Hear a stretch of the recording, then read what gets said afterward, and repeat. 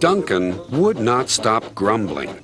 He grumbled that he wasn't polished enough. He grumbled that he was overworked. Most of all, he grumbled about the passengers. "I'm ashamed of you, Duncan," said Skarloey. "Thank goodness Rheneas is coming home soon.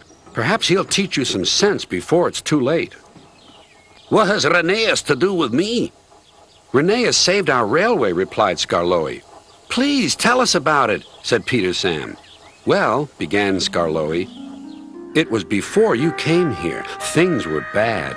Rheneas and I had to keep the trains running, or our railway would have to close." "How awful," murmured Peter Sam. "I tried hard," continued Skarloey, "but my old wheels ached." Rheneas understood. "It's my turn now," he'd tell me. He was often short of steam, but he always struggled to a station and then rested there. "I mustn't stop between stations," he'd say. "The passengers wouldn't like it." "Phew," huffed Duncan. He had stopped on a viaduct and hadn't cared at all. "Passengers," continued Skarloey, "get cross if you stop at the wrong places. Rheneas stopped in the wrong place once, and this is what happened." One wet and windy afternoon when the rails were damp, Rheneas was traveling home with a full train. There were even passengers in the caboose. It wasn't a comfortable ride at all. Rheneas's wheels kept slipping, and it was a steep climb.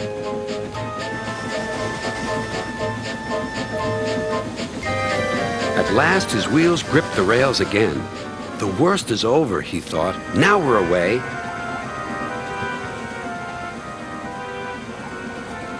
But they weren't. I got a cramp," he groaned.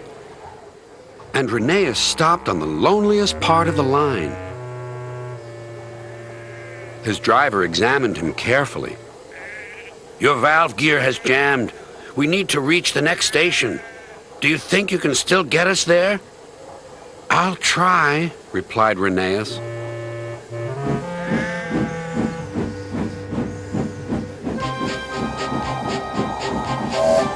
Rheneas did his best.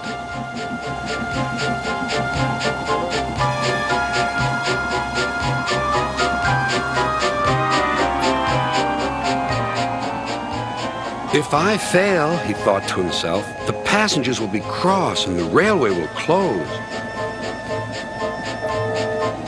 Everything blurred. He was really too tired to make another turn of his wheels, but he did. And another, and another, and another.